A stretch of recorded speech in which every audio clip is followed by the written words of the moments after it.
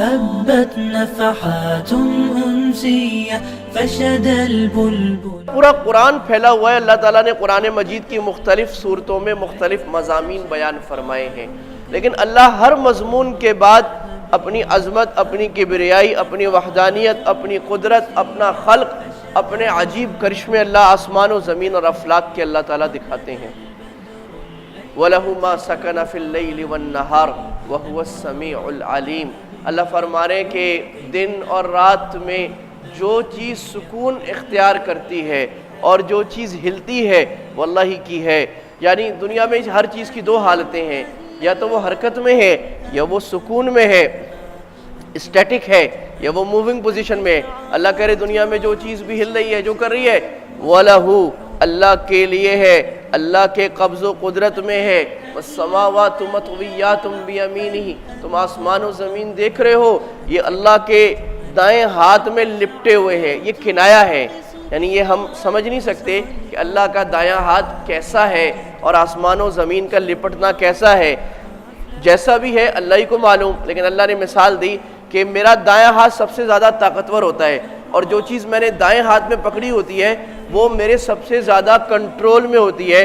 تو اللہ کہہ رہی ہیں یہ ساتوں آسمان، یہ ساتوں زمینیں، یہ افلاک، یہ ستارے، یہ چرند، یہ پرند، اور یہ آسمان کے سارے سولر سسٹمز، ان سولر سسٹمز کے اندر بلینز اور بلین گلیکسیز اور ملکی ویز، ان بلین اور بلین گلیکسیز میں 2 بلین کلسٹرز، ان 2 بلین کلسٹرز میں 2 بلین سپر کلسٹر، یہ سارے مل کر اربوں کھربوں گلیکسیز یہ اللہ کے دائیں ہاتھ میں ایسے ہے.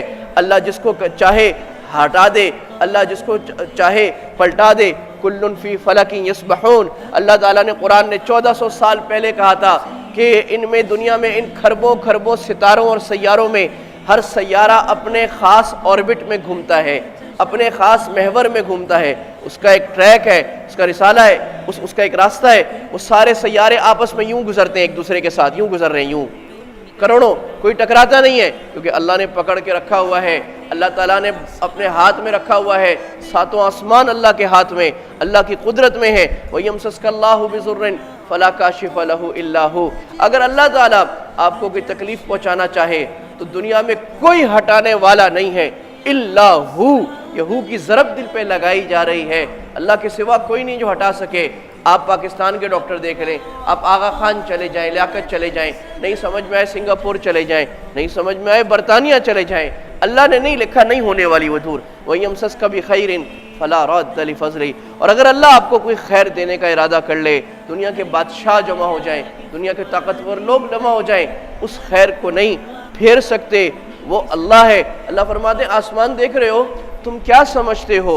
وَالطَّيْرُ صَافَّاتٍ. یہ جو پرندے پر کھولے نکل رہے ہیں، کیا یہ اپنے فزکس کے لا پر صرف اڑتے ہیں؟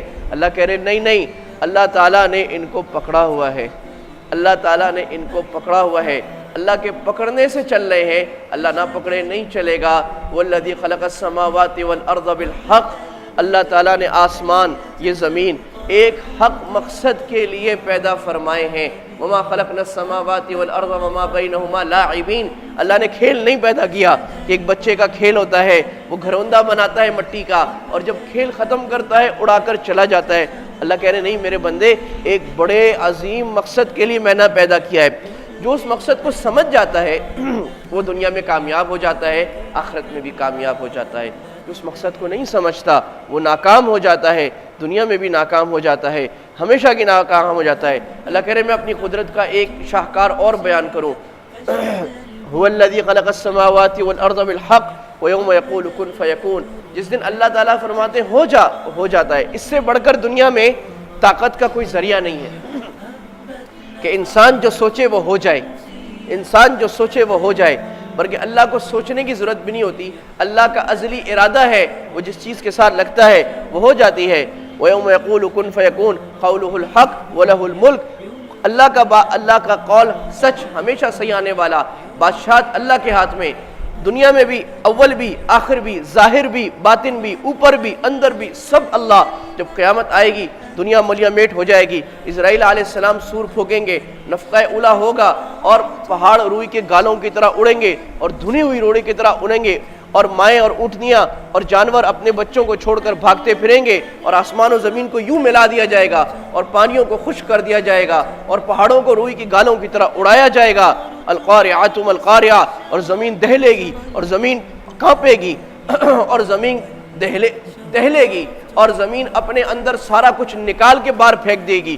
زلزلہ اتنا خطرناک آئے گا، پھٹ جائے گا، سمندر سونامی آ کے خشک ہو جائیں گے، انسانیت تباہ و برباد ہو جائے گی۔ اور کتنے 100 سال ایسے گزرے، اور جبریل اور اسرائیل رہ جائیں گے۔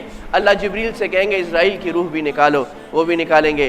اللہ جبریل سے پوچھیں گے کون رہ گیا؟ جبریل کہیں گے یا اللہ میں رہ گیا، آپ رہ گئے۔ اللہ کہیں گے میری بادشاہت کے آگے کوئی نہیں ٹکے گا، تو بھی چلا جا۔ جبریل بھی ختم ہو جائیں گے۔ اس وقت قرآن کی آیت اللہ تعالیٰ فرمائیں گے لمن الملک اليوم، آج بادشاہت کس کی ہے؟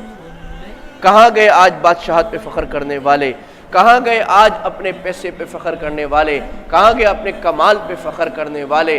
کہاں گئے ہمیشہ کا سامان بنانے والے، ہمیشہ کی پلاننگز کرنے والے؟